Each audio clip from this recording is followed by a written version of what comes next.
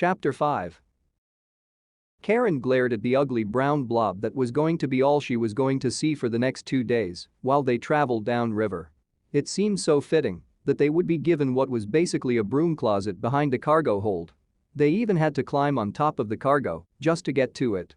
She was fairly certain that they were stowaways. Or at least she was Blondie would be actually working. Karen sighed and sat down her pack and began to unroll her bedroll. If she had glasses she'd read, if she had Blondie she'd talk. Instead, all she got to do was stare at the ceiling and try not to puke like the last time she was on a boat. In short, she was going to be doing nothing at all.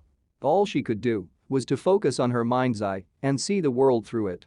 Noting the works as they milled about on the deck, Blondie was the easiest to find. His next to the crew, his chakra was like the sun next to a bunch of candles. But like the sun staring at his chakra was dangerous. That darkness that lurked below his warmth was impossible to ignore. It was the stark difference between a warm summer day and a blizzard. The darkness inside of Blondie was something truly terrifying, like a mass of hatred made real. But it was something that she couldn't take her eyes off of, like it was calling her, luring her into it. Uzumaki. A roar tore through her mind, shaking her thoughts and snapping her back to reality. She could feel claw marks on her body, deep wounds that went beyond skin deep, tearing at her very insides. Then the good of Blondie's chakra swirled back, pushing the claws away and freeing her mind. Karen gasped. The lines between the two chakras became as visible as night and day. Blondie's chakra was that good, warm, inviting chakra, and it was keeping that darkness inside. There was something inside of him, something that he was keeping away from the world. And he didn't even know it. She went to wipe her brow, but was stopped when she felt a weight pulling on her hand. A chain, or at least part of one, was hanging from her hand. Wait, no, it was coming out of her hand. Was this her chakra? It was. Her chakra could manifest as chains. Okay, Karen, think your mom had to tell you something like this, right? Nothing came up, no memory of hey you might randomly grow chains, no reference to why. Whatever was in Blondie knew that she was in Uzumaki. All that she could think of was what the Uzumaki were known for. Sealing? Did an Uzumaki seal that thing into Blondie? Did Blondie even have a seal? If she could see, she could probably find out. The chain crawled back into her hand on its own. She tried to force it back out, but nothing happened. Didn't seem very useful anyway. Still, she didn't have anything better to do, might as well try to figure out how to use this chain that came out of her hand. By the time Blondie had come back down, she could make an inch of the weird chakra chain dangle uselessly from the middle of her palm. Hey, Karen. His blonde head popped out from the narrow crawl space that was their door. Did you miss me? No, I did not miss you while I was stuck in this broom closet all day with nothing to do. Karen rolled her eyes and scooted over so that Blondie could sit down. Sleeping was going to be awkward again. I was perfectly happy sitting in here alone. Oh. That was sarcasm, idiot. Karen patted the ground beside her. Of course I missed you. Oh, I knew that. Blondie plopped down beside her and shoved a warm bundle of food her way. I was told to bring you this. It was warm, wet, soft, cold, dry, crunchy all at once. But it smelled like food, so Karen dug in, almost shoveling the food into her mouth. It wasn't the worst thing she'd eaten by a country mile. Thank you. Yay, no problem. Blondie sat next to her, his head banged on the hull of the ship with a satisfying thunk. Oh. Your neck is supposed to hold your head up, you know? I understand that you have a heavy head that's almost pure bone, and it's why your brain is so small, but your neck really should be used to it. It's so heavy, Karen, Blondie complained, rolling his head in her direction. Can't you help? He rolled his giant head onto her shoulder, putting as much of his body weight as he could. Karen took another bit of her food and snorted. Just don't start drooling, we're probably going to be sleeping like this. Her leg had already fallen asleep long ago. He took his head off of her and folded his hands in his lap. Only a vague blur gave Karen the notion that he was twiddling his thumbs. Hey, can I ask you something? You just did. Karen balled the leather-like wrapping her food had been in and tossed it out into the cargo hold. But it's not like we have anything else to do except sleep. Well, I was wondering if you could tell me more about the Uzumaki. Huh? Why? Karen scrunched her face up. Was that dark presence inside of Blondie leaking out? Was this her fault? Well, it's just that whenever you talk about them I get really excited. He smiled at her. It just kind of feels like I'm learning something I should know about Yakno? Karen sighed. I don't mind, but are you sure you want to know about a dead clan? I mean, I could be the last Uzumaki. And if there were others, they certainly made no effort in trying to find her. Not that she wanted anything to do with them, to begin with. Nah, I don't think that's the case. He pointed to himself. I mean, I could be in Uzumaki too for all I know. PFFT, Karen snorted. You in Uzumaki? You don't look anything like an Uzumaki. Huh? What do you mean? How do Uzumaki look? Karen held up a strand of her red hair and dangled it in his direction. For starters, all Uzumaki have red hair, not blonde, red. We also don't have regular eyes, Uzumaki eyes range from red to purple, we're also pale. So in terms of looks, you're not in Uzumaki. He was frowning probably. She really couldn't tell, whatever light had managed to find its way into their dark closet was quickly fading. Ooh, man, I'd probably look cool with red hair. Being in Uzumaki sounds great. He sounded so happy. It's not really. Karen brought her knees to her chest and frowned. People treat you like an outsider wherever you go, even if you were born at the place, all because of some stupid red hair. There were even other redeeds in my village. It wasn't fair. Why was I picked on? Why did they hate me? Just because I was in Uzumaki? I didn't choose to be born this way. Tears fell from her eyes. She didn't want to cry. Not here, not with him. She was the strong, smart one. She needed to be in control. She was the one that made things happen. Blondie was just her muscles. He didn't need to know any of this. The blanket was wrapped around her, and Blondie pulled her in tight. I'm sorry, was he crying too? Why was he crying? Just shut up, okay, she sniffled, burying her head in his shirt again. Her life was shit, but that was no reason to cry about it. All that she could do was try to make a not shit life for herself. And to do that, she needed to get Blondie back his memories so she could worm her way into his life like a parasite. I'm happy you were born, just the way you are. I said shut up, now go to sleep. Damn brat. What makes you think you can do this and not get punished? We'd be better off if you were never born. Stay away from him, dear. Stay away from me, Naruto. Naruto, you idiot. Naruto, sit down. Naruto. Naruto. Naruto. Naruto, that was his name, wasn't it? The ship groaned, and the dark room he was sharing with Karen was painful cold outside of the blanket they were sharing. He could barely feel his toes. Carefully he pulled his feet back under the blanket, brushing up against Karen's bare feet and making her squirm under it, their coldness.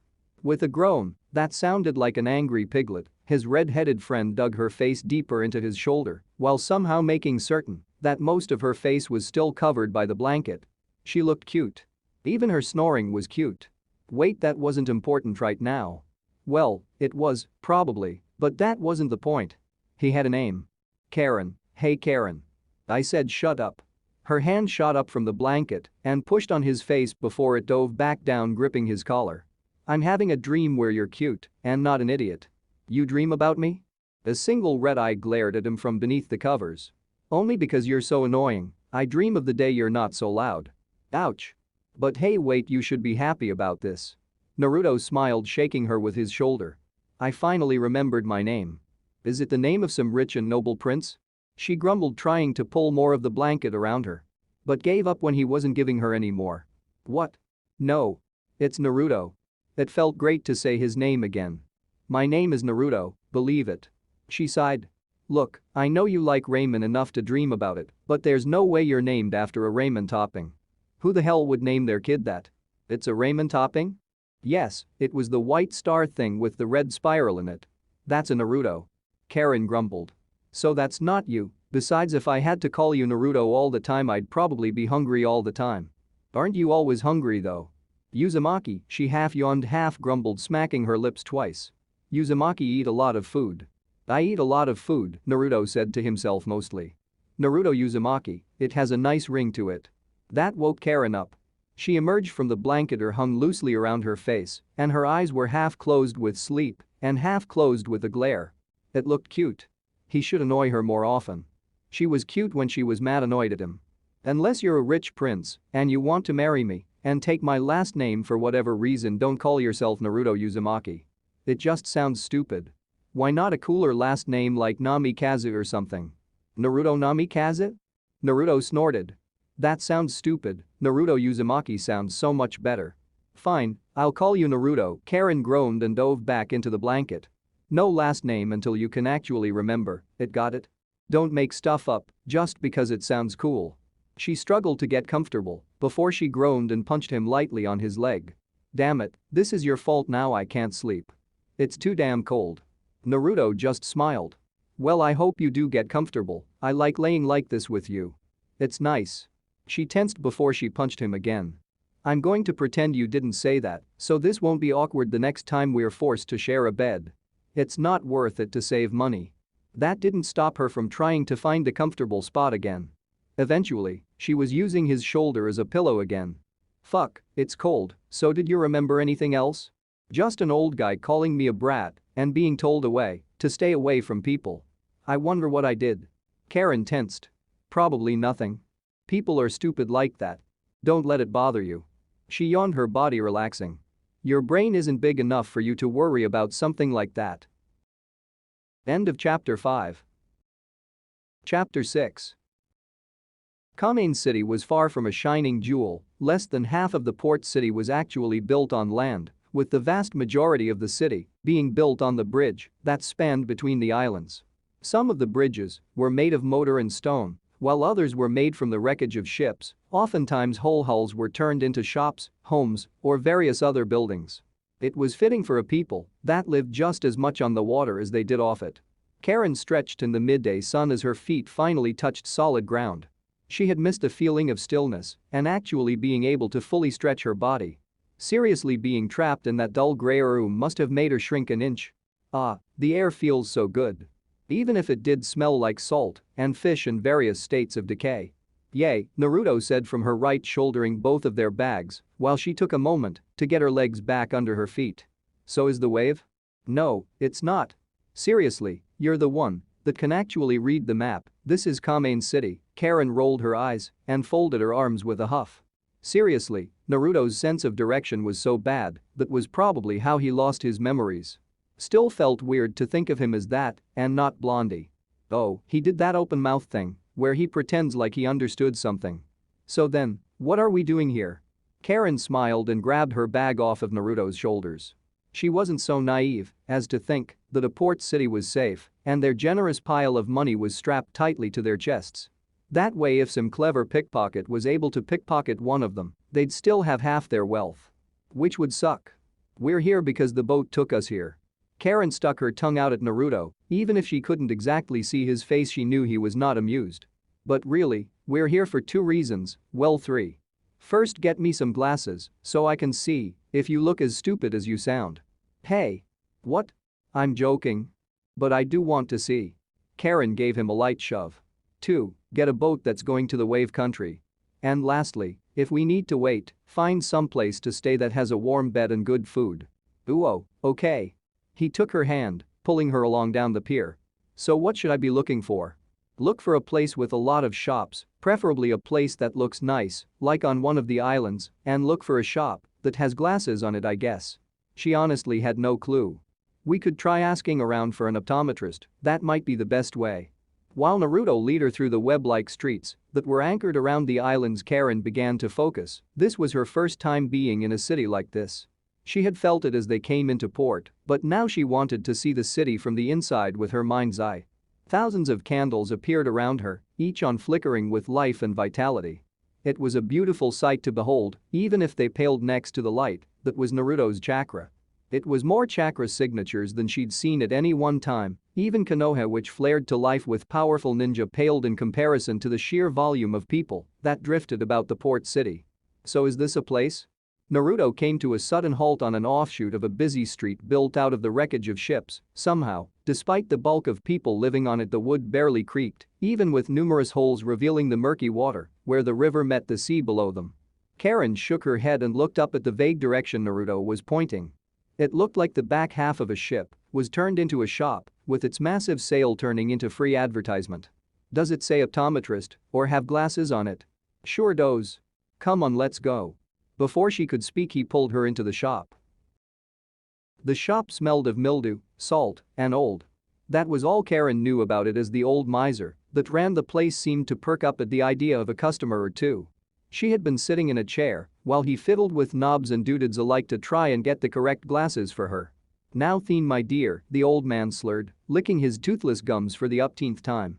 I believe that I may have a pair of spectacles that may do you, for now, or you could do a special order. And I could have a pair just for you in a few days. I just want to see again, Karen said softly. It didn't matter if they were ugly and made her look bug-eyed. Okay, it did, but she could totally live with whatever let her actually see. At least until she found out where Naruto lived and then shacked up with him and made him buy her a new pair of glasses.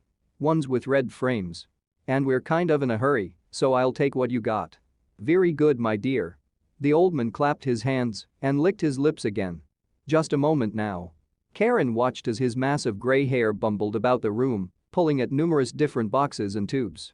Until at last, he pulled out a dull brown box that looked like he was holding a rotten fish. Here, give these a try. The world shifted in clarity, going from blurs of color and motion to slightly fuzzy clarity. She could make out shapes. She could see detail. The wood was no longer just one color, but instead had texture that she could see.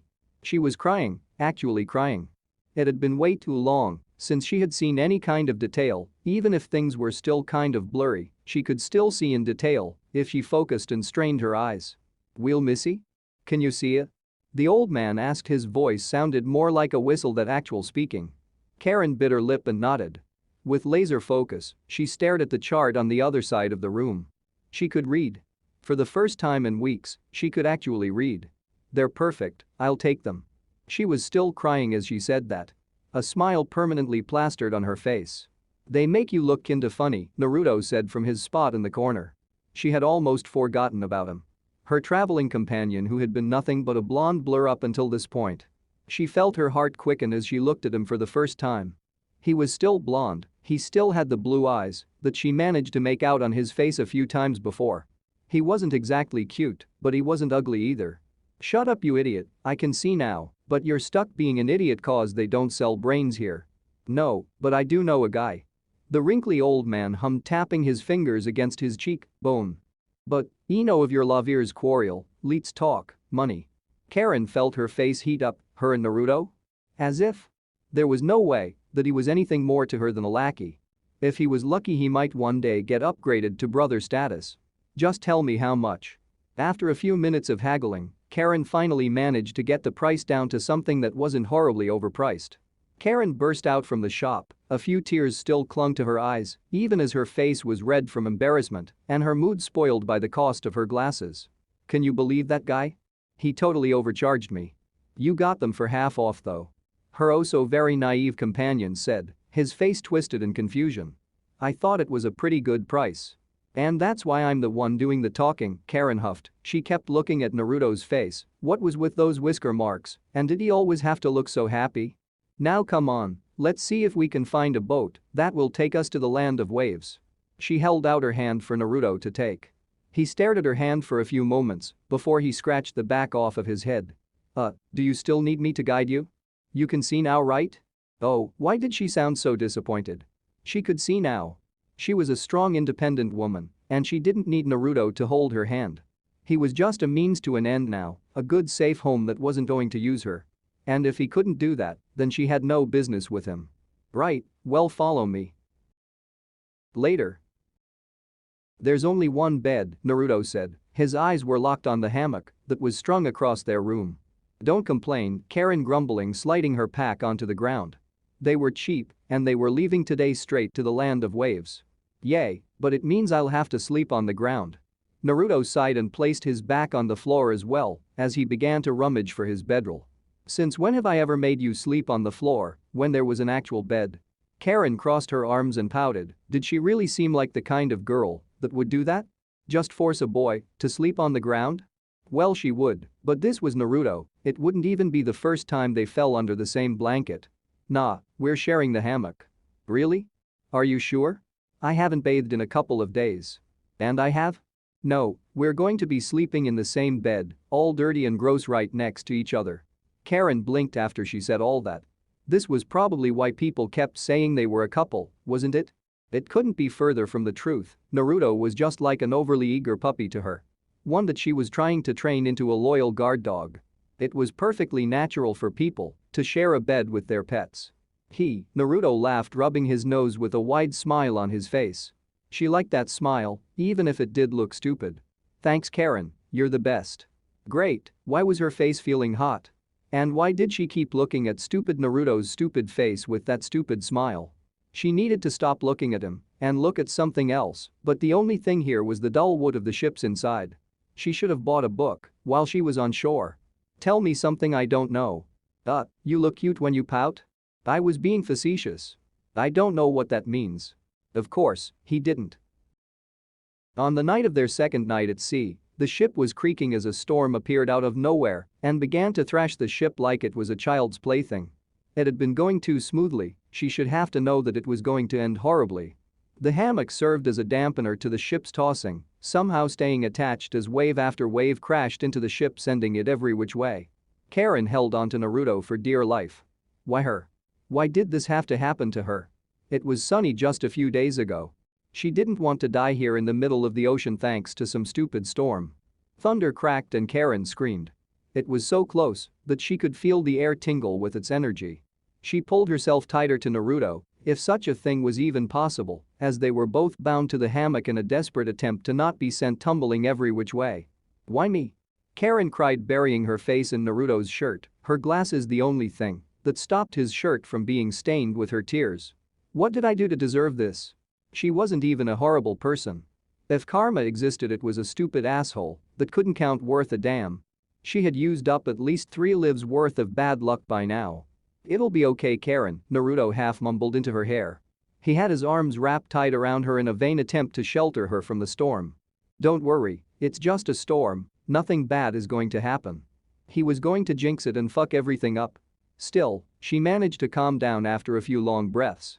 She could feel the sailors toiling above deck, scrambling to make sure nothing bad would happen to the ship. There was a sudden rise that kept going up and up and up. Then for a brief moment, the entire ship was floating before the crash and the entire ship splintered into 100 pieces. She tried to find out what was going on. She tried to hold on to Naruto, she tried to stay sane. But the waters took her, pulling her towards and away from Naruto. Rain poured down on top of her, and it was impossible to know which way was up when the water sent her towards. She clawed at everything, desperate to find something to cling onto, something that floated, something that had a hopefully still alive Naruto holding onto it as well.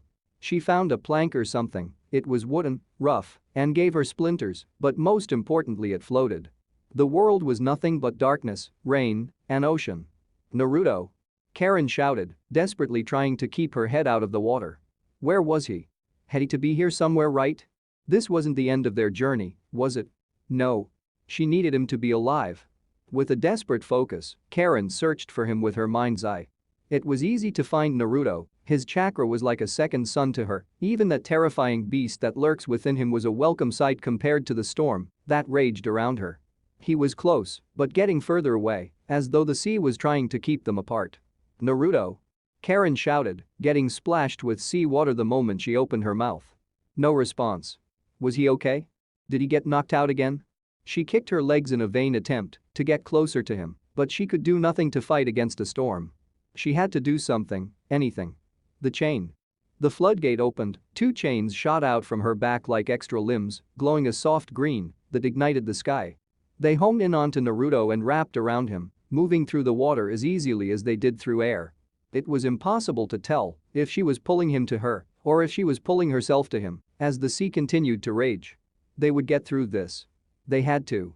She got glimpses of Naruto's blonde hair thanks to the glimmer of her chains, but more than that, his warm chakra enveloped her, and she allowed herself to bask in its warmth once more, well aware of the darkness that was nipping at her heels. It was better than the bitter cold of the sea. With one arm wrapped around Naruto's body, he wasn't moving. She gave him the lion's share of her own personal life raft, her chain was wrapped tightly around him. I'm not going to lose you, okay, we'll get through this. She was in for a long night filled with nothing but rain, wet, cold, and misery. Naruto's chakra was her only saving grace. End of Chapter 6. Chapter 7. A light fog blanketed the land, sapping away what little heat and joy there could be found on the beach. The sand was thick, closer to the gravelly shores of a creek than a proper seaside paradise, and various items littered the shore, as though it was the ocean's dumping ground with wooden planks and entire trees uprooted and carried for thousands of miles before they crashed ashore on this lost beach. Naruto awoke, to his face, being pushed up against the sand, his body numb with cold, while his stomach twisted violently from the motion. What happened? Where was he? Why was he in the ocean? A crude burning bile lurched from his mouth as his stomach demanded he moved out the cold ocean and do something. His entire body was awake now, the events playing through his mind in a jumbled clip show of shouting and screaming. Their boat had crashed. He puked and wiped his mouth. Karin. She had tried to save him. He needed to find her. Just like he needed to find Sasuke. That word was branded into his mind by a white-hot iron. It meant so many things. Friend, brother, traitor, teammate, jerk, rival. No. That was important right now. Karin. He needed to find Karin. She was important. Whoever Sasuke was, he was in the past. Karin was now, and she needed him. Karin. Naruto shouted, coughing up more of the salty bile. He wasn't sure where the liquid was coming from. Perhaps both his stomach and his lungs were trying to evacuate themselves at the same time. Karin. No response. She had to be here somewhere, right? He had to find her. Ignoring the ache in every part of his body, Naruto began to move along the beach. He had to find her. He had to. Karin. There were bits of the boat around them, or at least bits of a boat. It was hard to tell if they were all from the same one. But if he was here, then Karin had to be too. There was just no way that she wasn't. The wind blew, bringing back that biting chill that sucked the strength from his bones. A whistling sound from the rocky cliff that sandwiched the beach to the ocean drew his attention. And then he saw her. Karin. Naruto shouted, his heart beat with joy and worry all at once. He found her. He found her. He stumbled as his legs kicked up more of the gravel with each step forward. He came to a crashing slide next to her, the round rocks providing no cushion. It was Karin. Her red hair was impossible to miss, even as a bit of seaweed stuck out of it. She looked pale, paler than normal, and her lips were blue. She was cold to the touch, barely warmer than the sea. A panic washed over Naruto. No, she couldn't be dead. She couldn't. How did he know that she was dead? What was it? Damn, why didn't he remember anything useful? Karin. He grabbed her, pulling her up onto his lap. Shaking her shoulder as lightly as his shivering hands would let him. Hey, Karin, wake up. Karin. Please wake up. Her eyes flashed open, they were bloodshot, and then she coughed, salt water exiting her lungs, before she passed out again. She was alive. Relief flooded over Naruto as he felt a tear begin to fall from his eye. She's alive. But she could still die. He needed to keep her warm. He needed a fire. And someplace dry. Securing her onto his back, Naruto began to move forward, his wet jacket providing what small amount of warmth it could to Karin. He had a lot of ground to cover, and hopefully, he could find a place to get dry and warm. Over the course of his journey, the fog began to wane, being pulled out to the sea before it would surge back in once more. Tangled brown plants and trees, both alive and dead, clung to the top of the cliffs, their branches forever facing away from the sea due to the ocean breezes. 1,000 smaller islands began to appear out in the ocean, all of them were moss-covered hunks topped with a white icing of bird shit. Ships, both small and large, began to appear along the shore, some large, some small, others little more than splinters, while some lucky few looked to be largely intact while still submerged in the water. A few even made it all the way to the shore before they came to a stop. It was one such ship that Naruto decided to enter, was a small ship split in half, with its front sticking out of the sand like it was buried up to its neck. The rear of the ship blocked a small alcove in the cliffside that would be sheltered from the wind. To get to the entrance, he had to squeeze between the ship and the cliff. He was rewarded with a dry place protected from the elements. Welcome home, Karin, well, at least for now. Some time later. The fire roared with a dull ferocity, sending a light gray pillar of smoke out into the open air. Some of their clothing rested near the flames, drying, flames dancing ever closer. Naruto munched on the bit ration he had managed to salvage from one of the ships. He was fairly certain that it wasn't spoiled. Or at least he hoped as much, considering it's all he had eaten in the past hour. For all he knew, these things could be 100 years old. Karin was positioned as close to the fire as he dared to let her. She was wrapped snugly in whatever dry cloth he could scrounge up. Hopefully, she wasn't going to be mad at him for losing everything. She should be grateful. He technically saved her life. Naruto? Karin groaned, her eyes blinking open for the first time. She stirred, turning around quickly, her still bloodshot eyes turning to look at him. Karin.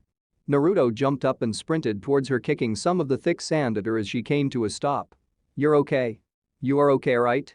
She glared at him before she shot up, going from laying down to standing so fast she skipped the steps in between.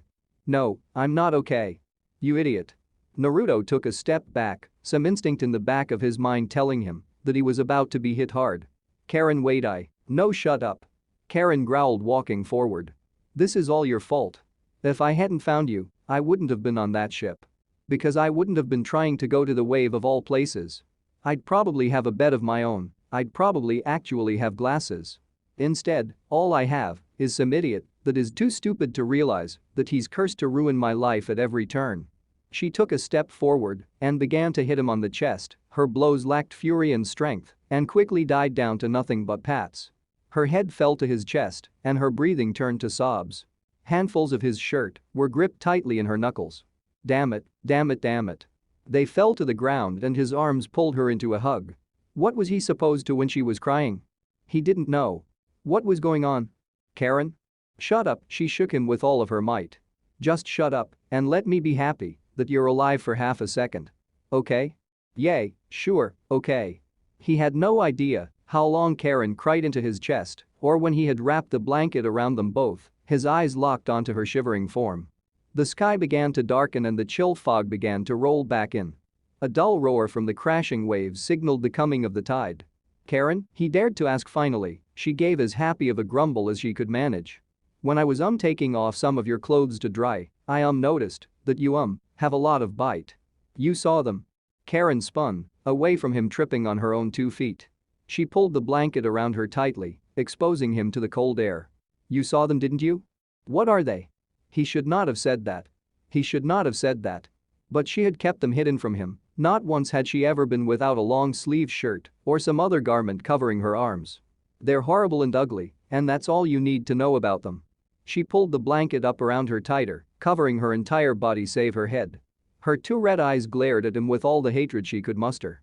Naruto scratched the back of his head and looked towards the sand. This was different from when Karen was being annoyed or bossy with him. Those were fine, he even liked those moments as her personality shined out. But this was different. "I'm sorry, I just wanted to make sure you're okay." With a huff, Karen turned away from him. Her red hair dancing in the firelight. It was impossible not to look at her. Like his eyes were drawn to the way her hair stuck out on one side, or the way it flew away from her neck like a bird's feather, or the way her nose turned red when she was mad. She was cute when she was mad. But this was different. She upset with him. What was he supposed to do? Talking might make her worse, leaving would really make her mad, getting close would probably just make it worse. Tears pooled in her eyes, and she looked at him, then with a sniffle, she pulled the blanket over her head, sealing herself away from him. He messed up. He didn't know why or how, just that she was sad, and it was his fault. It made his stomach feel like he had eaten a pit that was swallowing everything in his body, leaving him an empty vessel. "I'm hungry," Karen mumbled. The sky was dyed orange from the setting sun, and their clothes had long since dried, but Naruto only dared to tend the fire, lest he rouse Karen's ire. "Oh right." Naruto jumped up, scrambling over to what little food he had managed to gather. "It's not much, and I'm not sure if it's good, but..." She ignored him and ripped a sealed jar out of his hands, tearing off the lid with a pop. She sniffed it once, her eyes locked onto its contents for a moment before she shrugged and began to shovel some kind of a purple jelly into her mouth with her hand. "It's not bad," she slurred, a bit of jelly clinging to her mouth. "Not good, but I've had worse." "Are you done being mad at me?" She glared at him from under the blanket, her jelly-covered fingers frozen above the lid of the jar. "For now. But don't push it. I'm still blaming you for everything." "Yay, say, do you know where we are?" Naruto scooted on his knees towards her, digging his hand into the sands. "Well, considering all I've seen is your ugly blur, a blur of warm I'm calling a fire, some sandy blur, and a blurred background, oh and I can hear the ocean, so I have a good idea of where we are." She stared into the jar, trying to scrape out as much of its contents as possible. Her hand now stained a light purple color halfway to her elbow. "You do? Where?" Naruto jumped. "Yep." She tossed the jar to the side and began to wipe her hand on jacket to remove the jelly. Okay, so maybe she was still kind of mad at him. She flicked back her blanket-made cowl and gave him a giant smile. "We're fucking lost." "Oh." He really should have seen that coming. So what do we do now? I'm going to relax and pretend that this is all just a horrible dream and that I'm safe and sound asleep in a nice warm bed with my glasses nearby. She shrugged, reaching for her outer layer of clothing. At least for tonight. Tomorrow, I'll probably blame you some more and try to figure out where we are. That sounded like a good plan. Besides, it was getting dark. Oh, hey, want to see the sunset? She sighed. Her look was heavy and weary. Honestly, I'd just like to see period, but sure, just turn around and let me get dressed. And thanks for not taking off my underwear. I figured if I did that one of us would end up dead. And here I thought you couldn't teach an idiot new tricks. He led her up the back of the boat, their feet dangling, that they used as an arm and headrest. Without the fog, the dangerous beauty of their location could be seen in whole. Boats of all shapes and sizes were half swallowed or thrown onto rocks, their hulls splintered and deformed from the violent seas around them. The destruction wasn't localized either, it was everywhere on the beach. The entire horizon was filled with wreckage and spires of rocks jutting out from the sea like destructive fingers trying to tear apart everything. The furthest object he could see was a large ship unmoving, its mast replaced by a stone pillar, as though a giant picked it up and left it there. The water itself was anything but forgiving. The ocean waves crashed into the rocks, shattering like glass, before forming up again and rushing ever forward. At times the waves converged, smashing into another, then fleeing away. But most prominent were the whirlpools that appeared and vanished at random, some lasting for minutes, only to form again seconds later and collapse just as fast. Their scars, Karin swallowed, her eyes glued on the setting sun. Tears were being formed, the bite marks I mean. He stared at her, trying to read her face. She rolled up one of her sleeves and showed a bite mark to him. I have the ability to give people some of my life force when they bite me, kind of like a reverse vampire. It hurts and leaves an ugly scar, but it heals them too. And all those bites? Were they from your village? Naruto asked. His eyes were locked onto the mark. He felt a bit of bile rise up the back of his throat. It wasn't that they were disgusting, but just the thought of someone doing that to Karin was enough. She nodded. Yay. When my mom came to the village, she offered her ability as payment. They gave her and my dad a shitty little shack near the river. When they died, it became my responsibility. And why did you freak out about them? 'Cause they're ugly. She rolled down her sleeve and looked at him, her eyes shaking as she tried to focus on him. And I don't like people seeing them. He felt something bubble up inside of him again. That same notion that came when he thought of that name Sasuke, that same feeling he did when he first met Karin. And the words flowed from his mouth without a thought. Don't worry, Karin, I promise that you'll never have to use that ability ever again. Her eyes went wide, and her mouth, that smile of hers that she only seemed to give him. It was abrasive, rude, and full of mirth. She gave a laugh and scooted towards him. Her head falling to his shoulder, eyes facing the setting sun. Don't make promises you can't keep, Naruto. If it means saving your life, I want you to promise you'd let me use my power on you. He stared at her head, enjoying the small amount of warmth she just seemed to bring everywhere and the way her hair tickled his arm. Okay, but I'm the only one allowed to bite you, okay? You aren't the boss of me, Naruto, but sure. You're the only one I'd let bite me. This was a weird relationship stage. End of Chapter 7. Chapter 8. It was official. Karin had no idea where the fuck they were. They could be on the mainland or even an island in the middle of the ocean that people avoided because ships seemed to magically explode whenever they got near the damn place. She certainly hoped that this was just an angry piece of coast on the mainland. With a sigh, Karin focused, gathering strength in her mind's eye, stretching it as far as she could, searching for any human. Anybody at all. She might as well be looking for the stars during a stormy night. There was her, and then there was Naruto. But other than that, there was nothing. Wait, no, she had. Did you find anything? Karin snapped open her eyes to glare at her traveling companion, or at least the vague general shape of him. She missed her glasses. It was hard to tell if he was actually as afraid of her as he should be. Not that he should be afraid of her, damn idiot was growing on her in the worst ways possible. I did until some loud mouth interrupted me. Oh, do you know where they are? I can go shut them up for you. Fantastic, he was getting snarky with her. If it was anybody else, she'd probably throw her shoe at them. If she had shoes. Ha. Ha. Ha. Karin breathed, sliding her tongue between her teeth. She adjusted her sitting and tried to relax again. I think I see something, but no people, Just give me a second to find out what it is.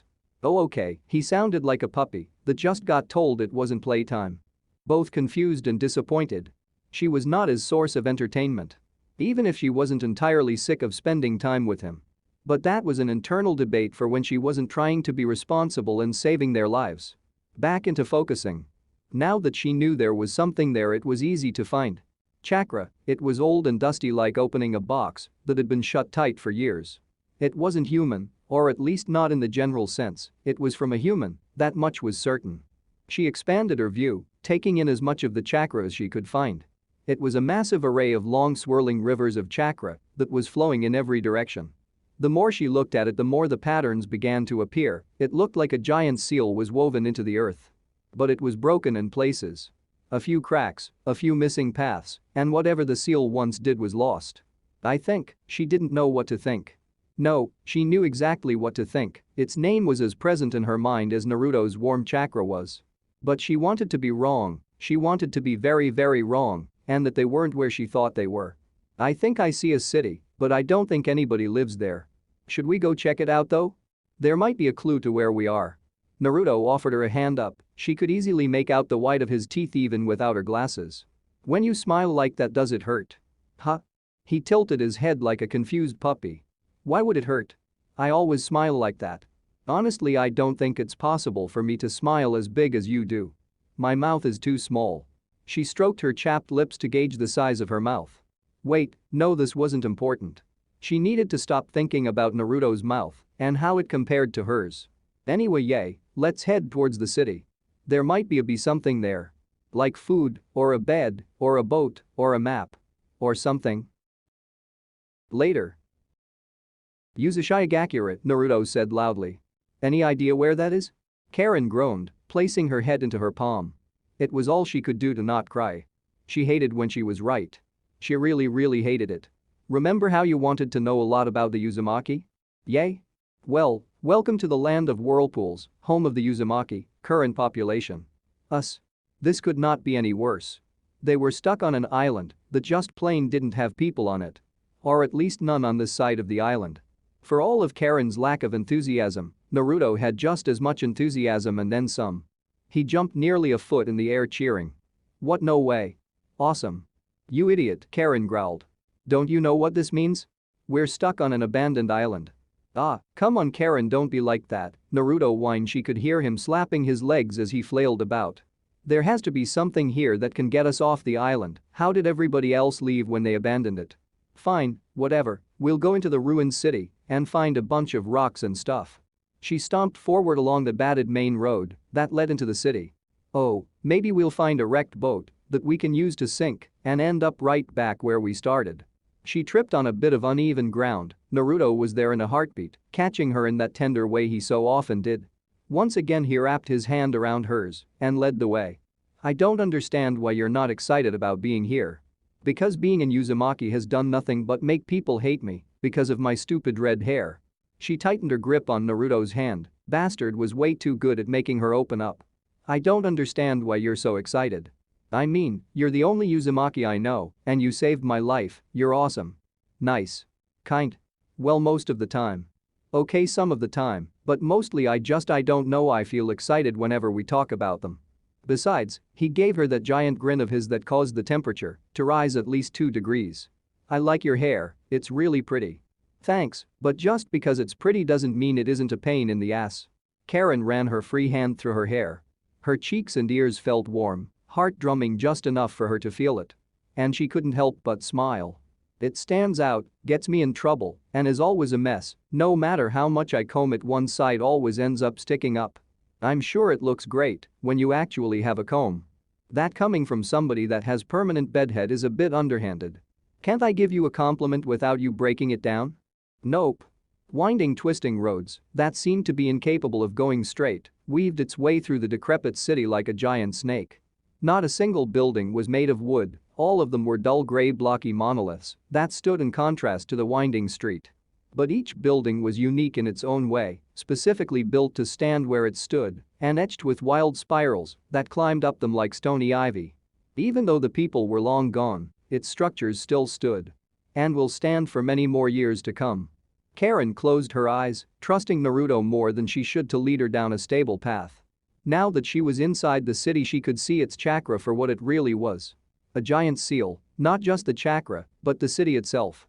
One single major pathways of chakra flowed through the city on top of the only road that branched and forked and turned back into itself, branching into the buildings, where they traced the stone-like vines climbing every structure. Now that she could see the chakra, she could feel it in the air. But what was it holding?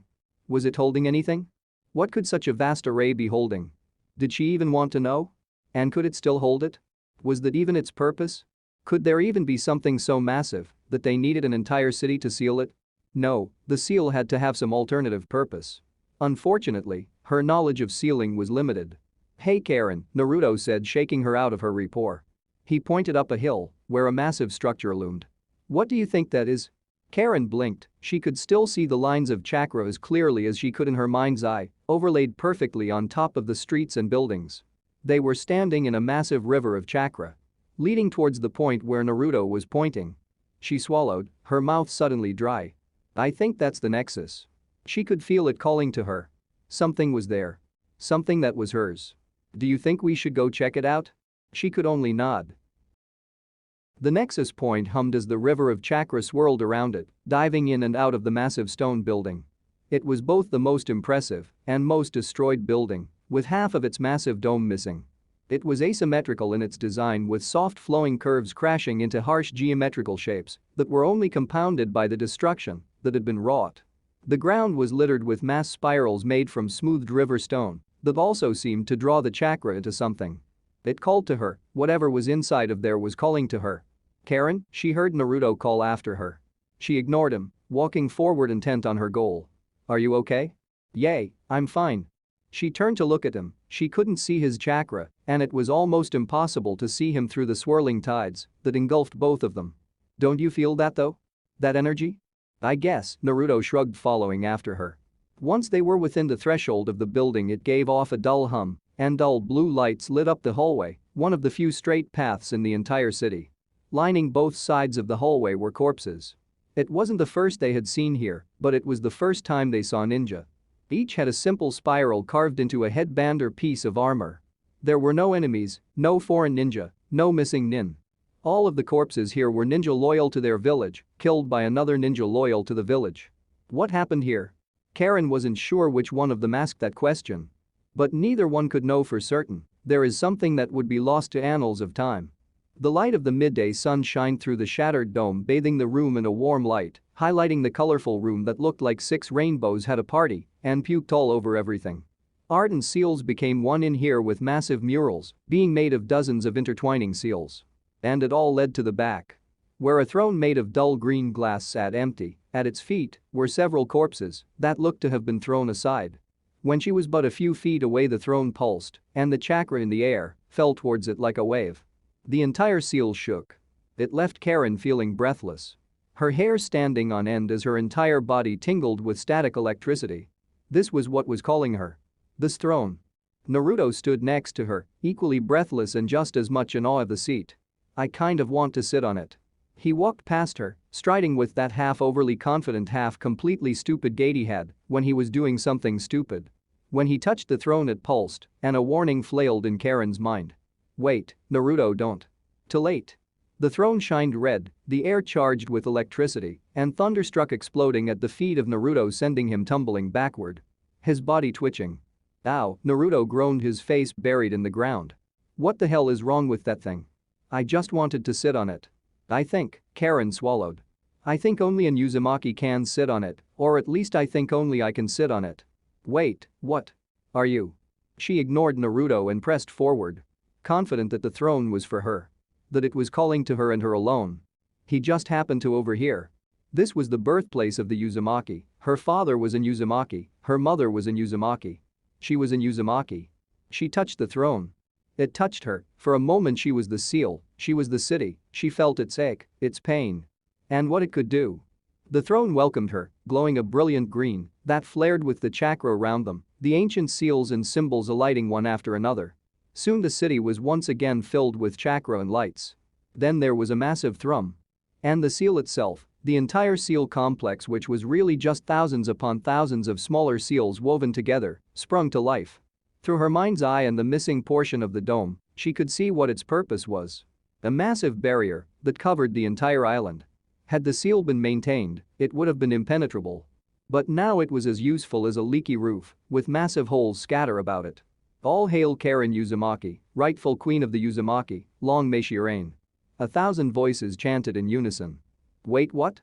Karin shot from the throne and stared at it. Hoping to get some kind of an answer, some kind of anything from the inanimate object. Dust fell from the ceiling and the ground shook as the center of the room began to twist open as ancient years sprung to life. What's happening? What was that voice? And why did they call you queen? Naruto sputtered from the ground, crawling as to avoid the opening gap in the floor. Several small pedestals appeared, all but one of them were empty. Karin walked towards it, her steps echoing where once they did not, as though the entire palace was bowing to her. On the pedestal was a necklace, or a pendant or something, made out of a solid green stone. It was hers. Or at least she thought it was.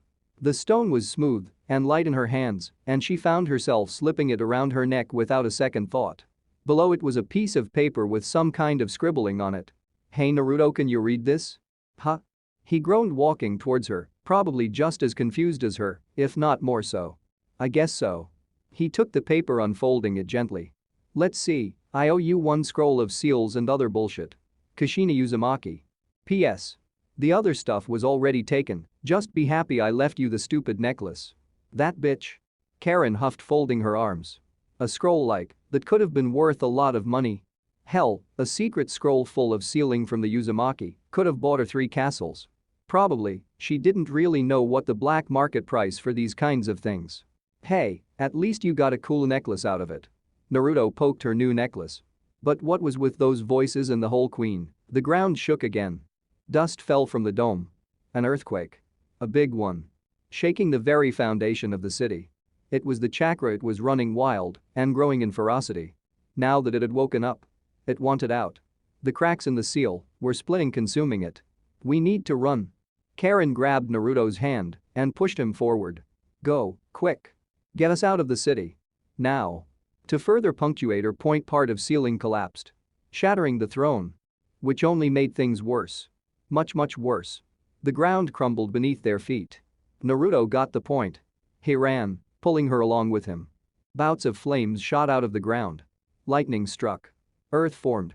Tornadoes ripped. Water swallowed buildings whole. An apocalypse of chakra. The barrier was failing, its already damaged form burning away like a paper. But among all the chaos, a single stream of chakra has lit the way, heading down towards the river. Head towards the river. Naruto. Right. A bolt of lightning tore through the earth where they once stood moments ago. The city was dying because of her. No, that wasn't right, it was already dead, she was just finishing it off. As they sprinted towards the river, the nexus or temple behind them shuddered, sinking down into the ground deeper by the second. Buildings fell like dominoes, one falling meant the next one was soon to fall. The entire road seemed to crawl, bursting free from its earthly binds and bending into the sky, floating for a few moments before crashing down like someone was shaking a blanket free of dust. The chakra led them to a small boat surrounded by calm waters, even as the river was either freezing or evaporating. There. Karin pointed, urging Naruto forward. Get us in the boat. Right. He pulled her forward, scooping her up into his arms in the classic princess pose, despite her protests. Hang on tight. I can jump too, you know. She screamed even as they landed on the boat feet first. It shook violently, nearly tipping over at the sudden shift in weight. Karin fell to the side, grabbing onto it for dear life. Now what? There had to be something else. There were no sails, no paddles, no nothing. Just a small boat. Against a raging river of ice and fire. The chakra swirled around them, gathering. It was calm, controlled, deliberate. All hail, Karin Uzumaki, last queen of the Uzumaki. 1,000 voices droned as one being. For she has set us free. Karin could do nothing but scream as the water around the boat shifted, creating a wave beneath them. Wait, hold on a second. The voices did not listen. The wave moved, sliding across the land and bathing them in steam as they joined the main river, pushing them forward out towards the ocean and away from the falling city. What the hell is happening? Naruto shouted, holding on for dear life. He only had one hand on the boat, his knuckles were turning white. I don't think I can hold on much longer. Karin was not faring much better. Naruto slipped. She let go for just a second, she couldn't lose Naruto. They were going to get through this together. A chakra chain stuck out from her hand wrapped tightly around the wooden bench, while her own hand gripped Naruto tightly. In the distance, she watched as the last bit of Uzashigakura fell below the ground. She just hoped the voices didn't send her into the open sea. End of chapter 8.